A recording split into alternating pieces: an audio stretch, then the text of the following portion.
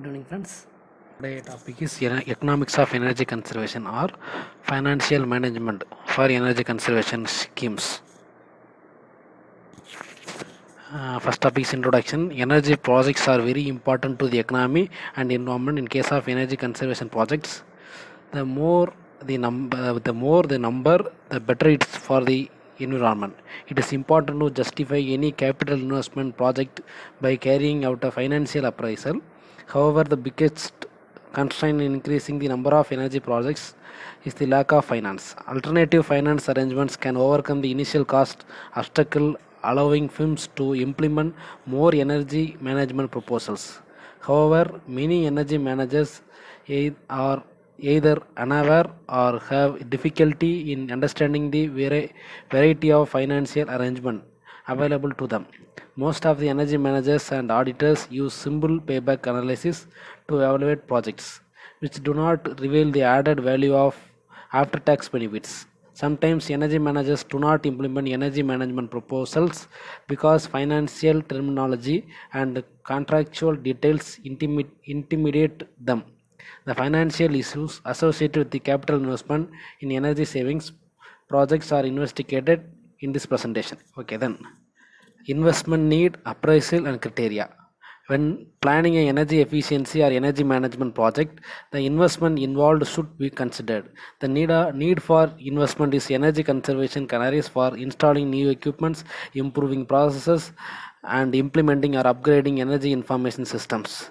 Therefore, as with any type of investment, energy management proposals should show the likely return on any capital that is invested. Consider a case of energy auditor or consultant who advise the senior management of an organization that capital should be invested in a new boiler plant. Inevitably, the management of the organization would inquire how much will the proposal cost, how much money will be saved by the proposal. These are the relevant questions as the energy project is only one of many potential projects from which top management may choose only a few to implement. It is the job of senior management to invest capital where it is going to obtain the greater return.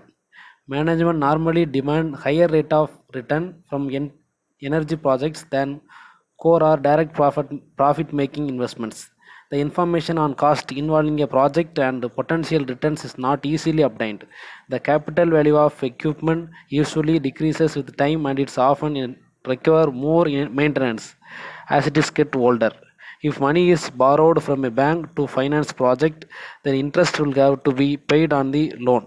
Inflation too will influence the value of any future energy savings that might be achieved. It is important that cost appraisal process allows for all these factors with the aim of determining which investment should be undertaken in order to optimize the benefits achieved.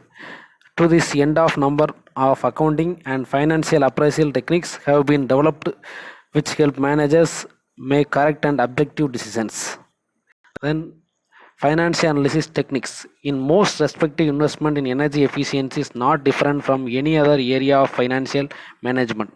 So when the organization first decide to invest in decreasing its energy efficiency, it should apply exactly the same criteria to reduce its energy consumption and as it applies to all its other investments. A faster or more attractive rate of return on investment in energy efficiency should not be demanded. The basic criteria for financial investment appraisal include: first one, payback period is a measure of how long it will be before the investment recovers itself. This can determine how long the financing term need to be there. Then second, net present value and cash flow are measures that allow financial planning of the project taking into account stream of money inflow and outflow over a period of time. These measures provide the company with all the information needed to incorporate energy efficiency project into the corporate financial system. Then third one, return on investment and internal rate of return are measures that allow comparison with other investment options. Next, we will discuss the financial analysis techniques one by one. First one, payback period. The simple techniques which can be used to appraise a proposal is a payback analysis. The payback period can be defined as the time required to recover the initial investment, considering only the annual net savings. Okay, once the payback period has ended, all the project capital costs will have been recovered, and any additional cost saving achieved can be seen as clear profit. The shorter the payback period, the more attractive the project becomes. The length of the maximum permissible payback period is a matter of company choice. And the formula is simple payback period is equal to capital cost divided by annual net savings. A cogeneration system installation is expected to reduce a company's annual energy bill by rupees 23 lakhs. If the capital cost of the new cogeneration installation is rupees 90 lakhs and annual maintenance and operating costs are rupees 5 lakhs, what will be the expected payback period of the project? Here installation cost of the cogeneration plant is 90 lakhs, which is the capital cost of the project. Then 23 lakhs is an annual energy bill and 5 lakhs is an annual maintenance operating cost. Therefore, simple payback period is equal to capital cost divided by annual net savings, which is 90 divided by 23 lakhs is a saving and 5 lakhs is the operating cost. Therefore, 23 minus 5 equal to 5 years. Within 5 years, we get the profit. After 5 years, we get after the 5 years we get profit. Then advantages of the simple payback period. A widely used investment criterion, the payback period seems to offer the following advantages and following limitations. A main important advantage is it is simple both in concept and application, but limitation is the payback period does not consider saving that are accrued after the payback period has finished. Okay, next method is return on investment. Return on investment, ROE express the annual return expected from a project as a percentage of capital cost or initial investment. ROE is an inverse of payback period. The formula is for your reference. ROE equal to annual net cash flow divided by capital cost into 100. This is expressed as a percentage. In comparing projects, ROI does not require similar project type for capital cost of comparison. ROI must always be higher than cost of money so as to make the project attractive. The greater the return on investment, better is the investment. We see an example. An outlay of rupees 1 lakh for equipment is expected to provide an after-tax cash flow of 25,000 over a period of 6 years without significant annual fluctuation. What is the rate on investment? Average annual operating cash flow is equal to 25,000 divided by outlay amount is equal to 1 lakh. Then rate of investment is equal to 25. Return on investment is equal to 25%. Then advantages of the return on investment is simple method and easy to calculate, and limitation of ROI does not take into account the time value of money. Okay, we go to the next method, time value of money. A project usually entails an investment for the initial cost of installation called the capital cost and a series of annual cost and or cost savings throughout the life of the project. To assess project feasibility, all this present and future cash flow must be equated to a common basis. The problem with the equating cash flow, which occurs at different times is that the value of money changes with time. The method by which these various cash flow are related is called discounting or present value concept. For example, if money can be deposited in the bank at 10% interest, then rupees 100 deposit will be worth as rupees 110 in 1 year's time. Thus, the 110 in 1 year is a future value equivalent to the rupees 100 present value. In the same manner, rupees 100 received 1 year from now is only worth of rupees 90.91 in today's money, that is rupees 90.91 plus 10% interest equals to rupees 100. Thus, rupees 90.91 represent the present value of rupees 100 cash flow occurring 1 year in the future. If the interest rate were something different than 100%, 10%, then the equivalent present value would also change. The relationship between present and future value is determined as follows. future value is equal to net present value into 1 plus I power n, or net present value is equal to future value divided by 1 plus I power n. Here FV is future value and NPV is net present value, I interest rate or discount rate, n number of years. Then we go to the next slide, net present value method. The net present value method considers the time value of money. This is done by equating future cash flow to its current value today, or in other words, by determining the present value of any future cash flow. The present value is determined by using an assumed interest rate, usually referred to as discount rate. Discounting is the opposite process to compounding. Compounding determines the future value of present cash flows, whereas discounting determines the present value of future cash flows. Okay, the net present value method calculates the present value of all the yearly cash flows incurred or occurred throughout the life of project and summates them. As a matter of convention, costs are represented as negative values and savings as positive values. The sum of all the present value is known as the net present value. The higher the net present value, the more attractive is the proposed project. The net present value of project is equal to the sum of the present value of all the cash flows associated with it. Symbolically, NPV is equal to minus CF naught, this, where NPV is equal to net present value and CFT is cash flow occurring at the end of year T. As per our convention, net savings inflows are represented by plus sign and net cost or outflows or maintenance are represented by negative sign. Since capital investment is an outflow, it will be treated as negative as per our convention. N is the life of the project and K is discount rate. Accept the project if the NPV is positive.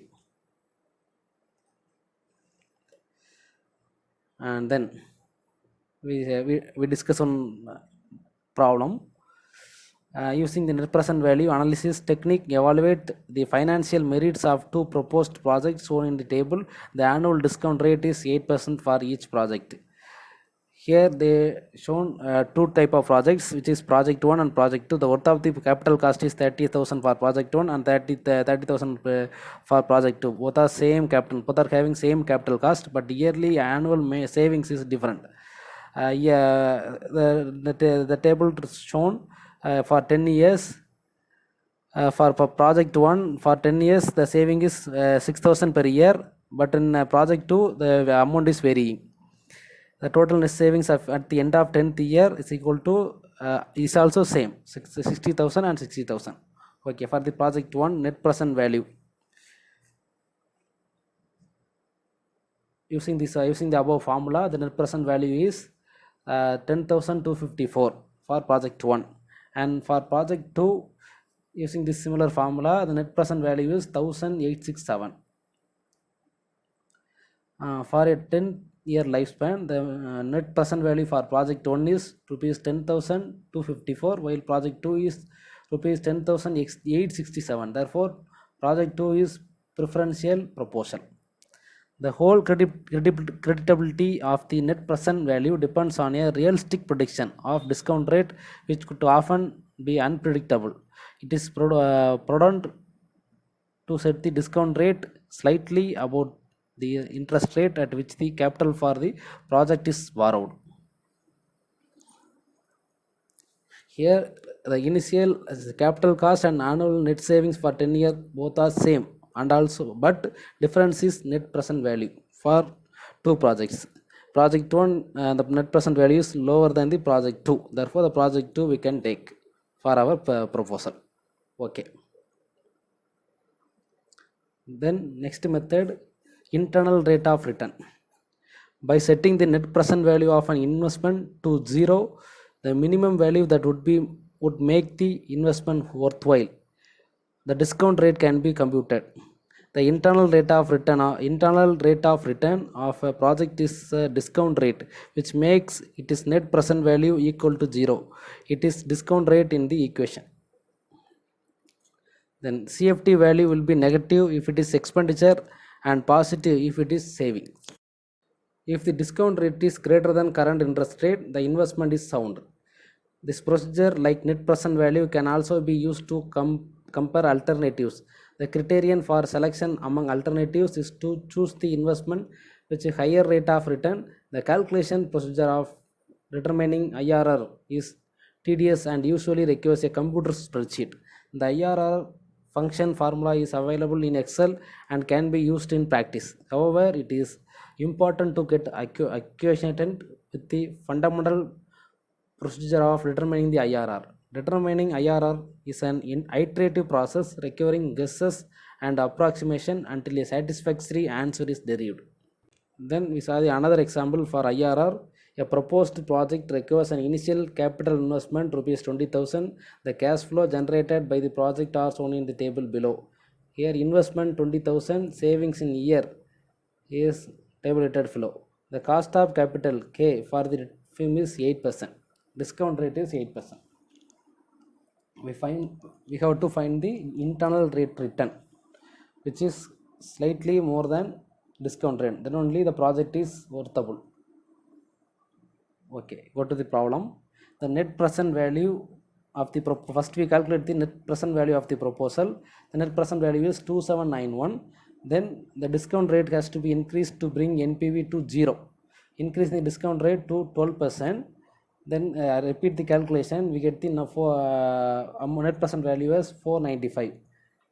Then further increase the discount rate to 16%. The net present value is minus 1508.5. This is iterative procedure to calculate the discount rate.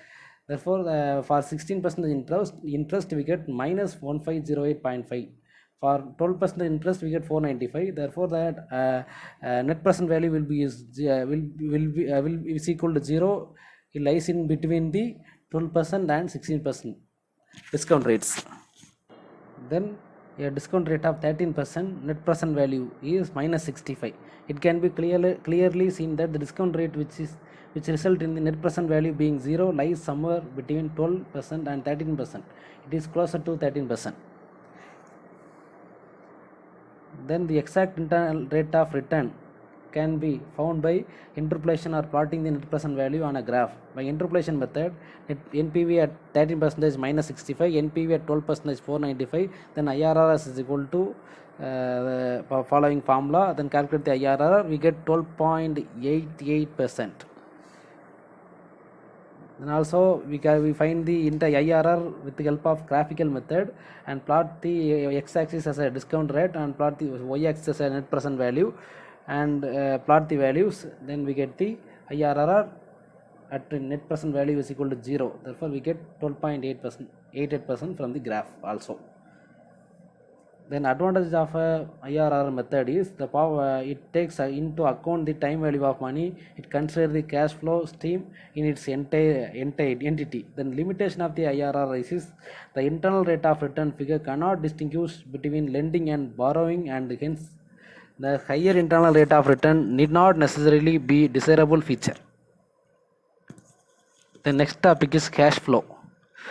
To judge the attractiveness of any investment, we must consider the following 4 elements involved in the decision.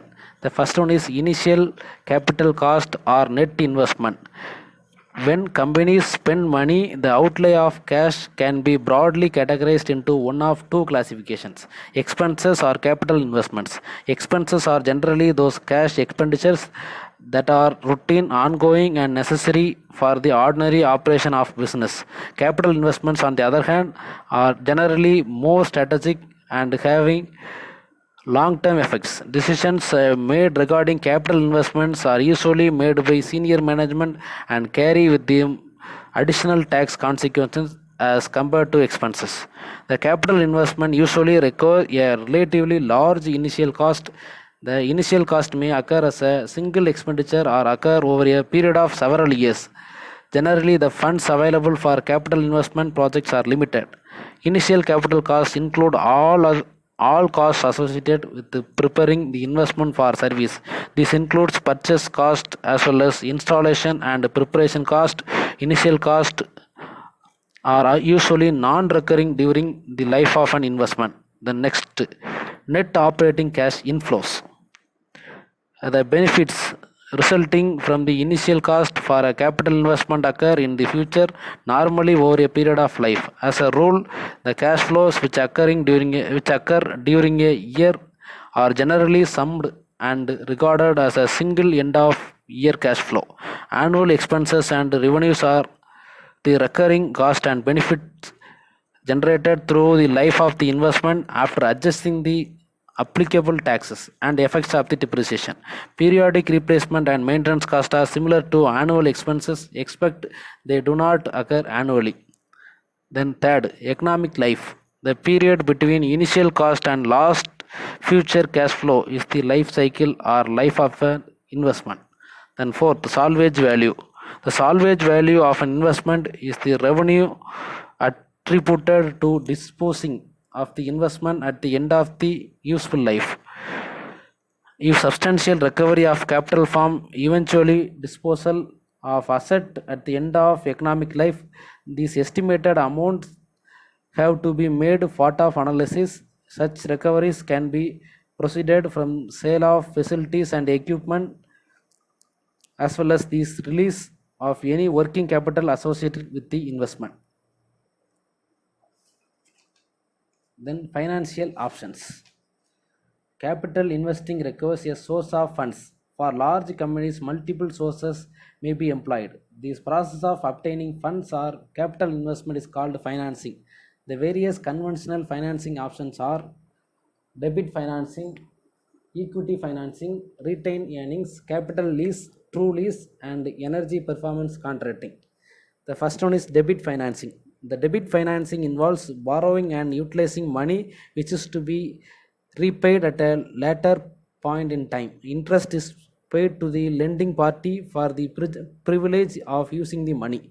The company owns the equipment and this arrangement is good for long term use of equipment. The borrower is simply obligated to repay the borrowed funds plus accrued interest according to a repayment schedule. Car loans and mortgage loans are two examples of this type of financing. Then equity financing. Under equity financing, the lender acquires on ownership position within the borrower's organization. As a result of this ownership position, the lender has to right to participate in the financial success of an organization as a whole. The two primary sources of equity financing are stocks and retained earnings. The cost of capital for stocks is higher than the cost of capital for the debit financing. After from higher profit sharing, this is also partially attributable to the fact that interest payment are tax deductible with while stock dividend payment are not. Then third, retaining earnings. Retained earnings. Retained earnings are the accumulation of annual energy surplus that the company retained with the company's coffers rather than paying out to the stockholders or dividends. Although these earnings are held by the company, they truly belong to the stockholders and hence the same cost of capital for stock is applied. Then another financing option is capital lease. Capital lease allows for lower cost of capital with third party participation. It is a midway between pure debit and pure equity financing. Then other financing option is true lease. True lease allows use of equipment without ownership risks, offer reduced risk of poor performance, service equipment obsolescence, and is particularly suitable for short-term use of equipment. Lease payments are tax deductible, no depreciation tax benefits are available, and ownership does not occur even at the end of lease period. If the project is to be financed extremely, one of the attractive option for many organizations is the use of energy performance contracts delivered by energy service companies or ESCOs. Is the last finance option. The ESCOs are usually companies that provide a complete energy project service from assessment to design to construction or installation along with engineering and project management service and financing. These are the topics for the second lecture, and we then finally we have to solve one tutorial problem. Under the case, the problem is an oil fired reheating furnace heats steel billets from 40 degrees Celsius to 1220 degrees Celsius at a furnace efficiency of 28%. The furnace operates for 4700 hours per annum. The gross calorific value of furnace oil is 10,000 kilocalories per kg and density of 0.94 kg per liters. The cost of furnace oil is rupees 45 per liter. The specific heat of billet is 0.12 kilocalorie per kg degree Celsius. Then calculate the amount of energy necessary to heat 12 tons of steel billets per hour. Calculate liters of furnace oil fired per tons of steel billets. If the efficiency of the furnace is improved from 28% to 30% by adopting ceramic fiber insulation, calculate the hourly finance oil cost saving. What is the simple payback period if the investment is rupees 20 lakhs? How long could be investment to improve the efficiency at an internal rate of 16% and per year over 6 years? This is the problem. Here an oil fire reheating furnace used to heat the steel billets from 40 degrees Celsius to 1200 degrees Celsius and the furnace efficiency is 28%. Then the working hours of furnace is 4000 hours per annum. Then the calorific value of furnace oil is 10,000 kilocalories per kg. Here we use in kilocalories, not kilojoules. Okay, then the density is in terms of kilogram per liters, which is equal to 0.94, and the cost of furnace oil is 45 per liter, and the material specific heat also given. Then we have to proceed the problem. First, amount of energy necessary to heat 12 tons of steel billets. This is equal to mCp del T. M is mass of steel billets, Cp is specific heat of billets, and T is temperature difference. Here 12 tons, therefore 12,000 kgs, and 0.12 is a specific heat, and the temperature is 1220 and 40 degree. Therefore we get this much amount of energy per hour. Then liters of furnace oil fired per ton of steel billets. We have 1699200 kilocalories per hour, with the amount of heat which is used to heat 12 tons of billets. Therefore we have to calculate for 1 ton. Then we get 1,41,600 kilocalories per ton of steel billets. Then input energy per ton of billets is equal to the 0.28 is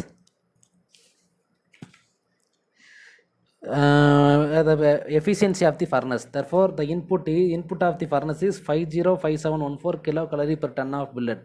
Therefore furnace oil required is, this is total amount of energy. Then we have the calorific value of furnace oil divided by the total, this input energy is divided by the calorific value. Then we get 50.57 kg per ton of billet. Then furnace oil required in liters, we have 50 and the value divided by the density of the fuel. Therefore we get 53.79 liters per ton of steel billets. Okay, then the hourly furnace oil cost savings. The hourly furnace oil cost savings per ton. The per ton we have 53.7 liters of furnace oil required. The price for the 1 liter furnace oil is 45 rupees. Therefore we get rupees 161.37 per ton. Then hourly oil cost savings for 12 tons is 1936 per hour. It's hourly savings. Then simple payback period at 4,700 hours of operation. The investment is 20 lakhs. Therefore the hourly savings is 1936. Then for 4,700 hours we multiplied with 1936, and the simple payback period is 20 lakhs divided by 1936 into 4,700 hours. Therefore we get 0.352 years or 4.2 months. Then net cash inflow per annum for the internal rate of return 80% and for 6 years. Then using the previously known formula, we get 3.35 crores. 3.35 crores. From that, and 91 lakhs is a annual savings. Therefore investment is equal to 91 plus 1 by 1.16. This is a series for 6 years. Then we get investment is equal to rupees 3.35 crores. This is the tutorial problem for your reference. Then thank you.